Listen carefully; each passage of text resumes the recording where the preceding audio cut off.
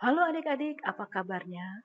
Par GKI Paulus 25 Jayapura tentunya dalam keadaan sehat dan sejahtera. Kali ini kita akan dilayani oleh Kakak Friska dari Wik Saitun.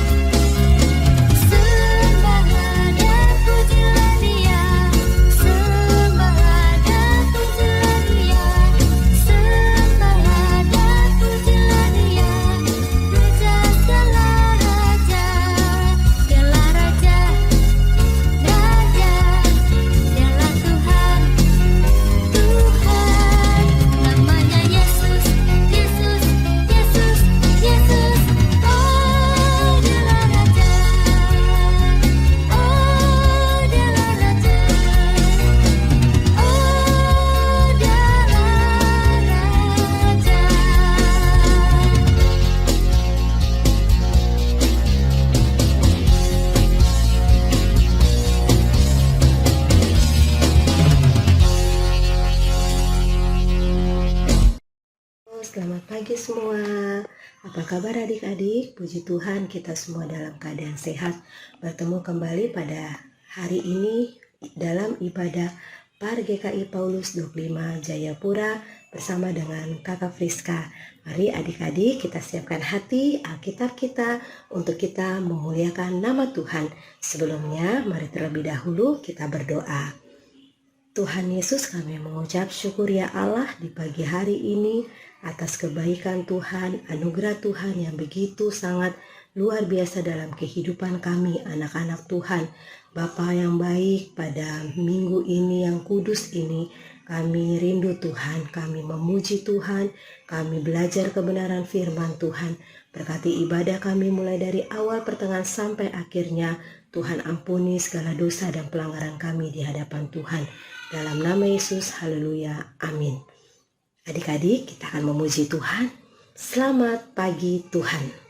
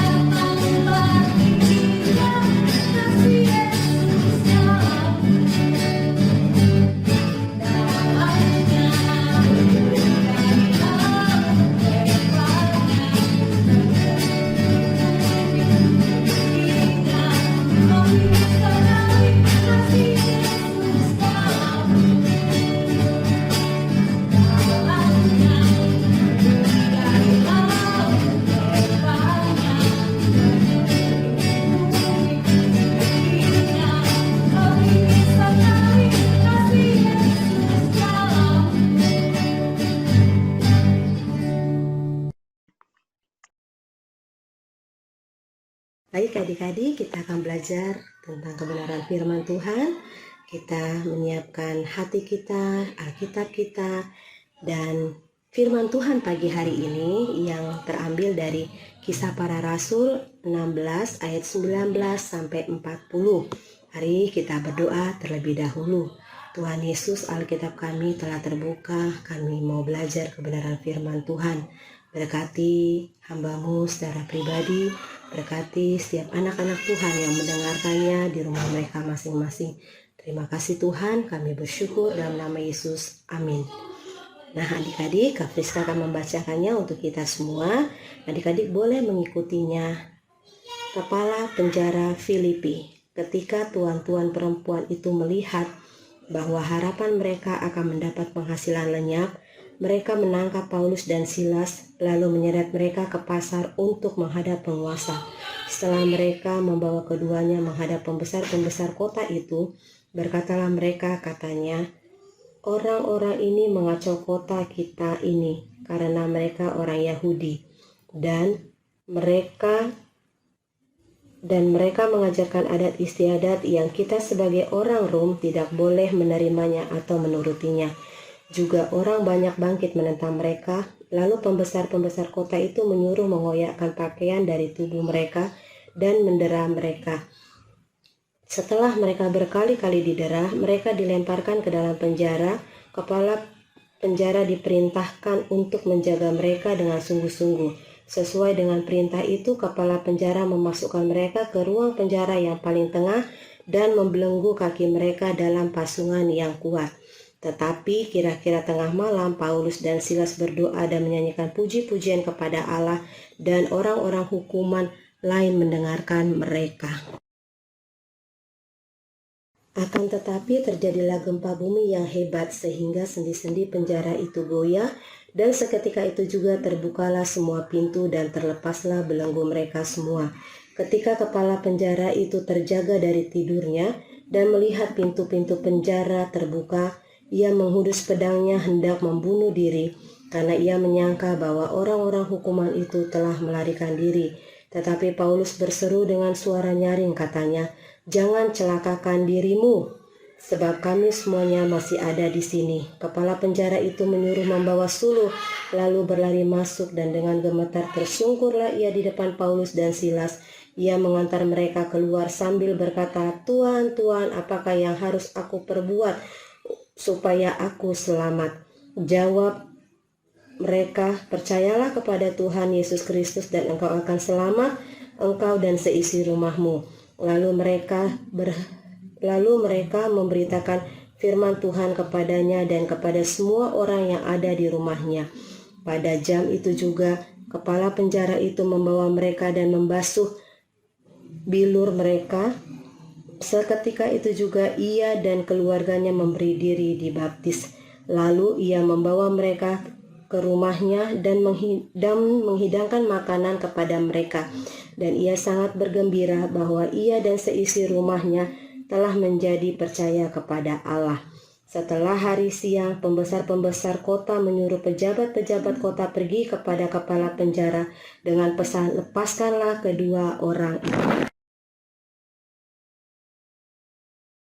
Tanpa diadili mereka telah mendera kami, warga negara Roma di muka umum, lalu melemparkan kami ke dalam penjara. Sekarang mereka mau mengeluarkan kami dengan diam-diam. Tidak mungkin demikian. Biarlah mereka datang sendiri dan membawa kami keluar." Pejabat-pejabat itu menyampaikan perkataan itu kepada pembesar-pembesar kota. Ketika mereka mendengar bahwa Paulus dan Silas adalah orang Rom, maka takutlah mereka. Mereka minta maaf lalu membawa kedua rasul itu keluar dan memohon supaya mereka meninggalkan kota itu. Lalu mereka meninggalkan penjara itu dan pergi ke rumah Lydia. Dan setelah bertemu dengan saudara-saudara di situ dan menghiburkan mereka, berangkatlah kedua rasul itu. Demikian firman Tuhan pagi hari ini adik-adik. Ya adik-adik, dua rasul adalah orang-orang yang percaya kepada firman Tuhan, orang yang melakukan kebenaran firman Tuhan. Siapakah mereka? Benar, mereka adalah Paulus dan Silas. Adik-adik, tadi kita sudah membaca di mana kedua hamba Tuhan yang ingin melakukan perbuatan yang baik pergi ke satu kota di Filipi. Namun apa yang terjadi adik-adik? Mereka mendapatkan seorang wanita yang pekerjaan sehari-harinya seperti dukun. Lalu saat itu di dalam dirinya ada roh jahat. Paulus dan Silas menolongnya dan mengeluarkan roh jahat itu dari dalam tubuhnya. Tapi apa yang mereka terima adik-adik?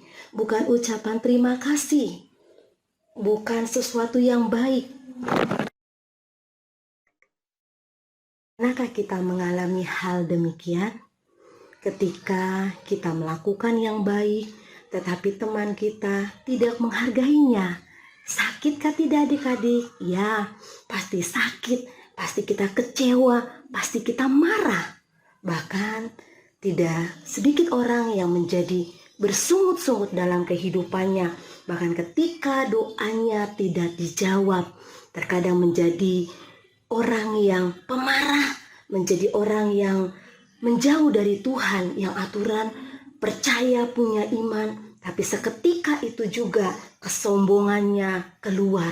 Nah adik-adik, kita boleh belajar pagi hari ini bahwa dengan ketekunan Paulus dan Silas memberitakan kebenaran firman Tuhan, mereka tidak menyerah mengikut Tuhan. Mereka semakin kuat karena mereka tahu bahwa Tuhan menyertai mereka. Bahkan ketika Paulus dan Silas harus dibawa kepada pembesar di kota itu, bahkan diadili, bahkan dimasukkan ke dalam penjara, yang sampai dimasukkan ke ruangan yang paling tengah dengan dijaga seorang kepala penjara. Apa yang mereka lakukan? Mereka tidak membantah, mereka tidak marah, tetapi mereka belajar untuk senantiasa mengucap syukur, untuk senantiasa percaya kepada Tuhan, untuk senantiasa selalu bersuka cita kepada Tuhan. Mari adik-adik, kita bersama-sama melakukan hal yang seperti dilakukan Paulus dan Silas, bahwa hidup Tuhan yang punya, bahwa Tuhan selalu ada untuk kita. Adik-adik, ketika mereka di dalam penjara, ketika mereka di dalam pasungan kakinya yang tidak bisa bergerak, mereka hanya memuji Tuhan. Mereka menaikkan syukurnya kepada Tuhan, dan kuasa Tuhan terjadi. Gempa bumi terjadi. Bahkan tiang-tiang penjara semua runtuh adik-adik. Mereka melihat begitu besarnya kuasa Tuhan. Bahkan seluruh orang-orang yang ada di dalam penjara itu, mereka melakukan hal yang luar biasa. Mereka tidak melarikan diri ketika ada kesempatan untuk mereka lari. Tetapi adik-adik tahu, kepala penjara justru ia menjadi takut dan ingin mencelakakan dirinya sendiri. Terdengarlah suara anak Tuhan. Paulus dan Silas mengatakan, "Jangan celakakan dirimu, sebab kami semua ada di sini." Adik-adik, mari kita senantiasa melakukan semuanya hanya untuk Tuhan. Semua yang baik yang sudah kita lakukan, namun dianggap tidak baik oleh setiap orang-orang sekitar kita, jangan takut. Tuhan membela kita ketika kita tetap ada di dalam jalan Tuhan. Tuhan tetap menolong kita seperti yang sudah kita baca kebenaran firman Tuhan pada hari ini. Tuhan tidak pernah membiarkan anak-anaknya yang berharap, yang melakukan dan hidup di dalam kebenaran firman Tuhan. Paulus dan Silas pada akhirnya adik-adik mendapatkan keadilan, dibebaskan, bahkan melalui mereka kepala penjara dan seisi rumahnya diselamatkan, percaya kepada Tuhan, bahkan sampai dibaptis.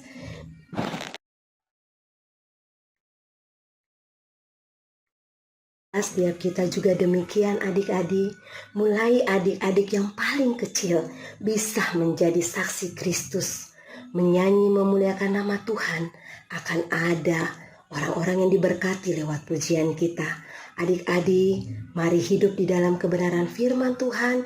Tuhan akan menolong kita dengan kekuatannya saat kita bersuka cita di dalam Tuhan, terus berdoa kepada Tuhan.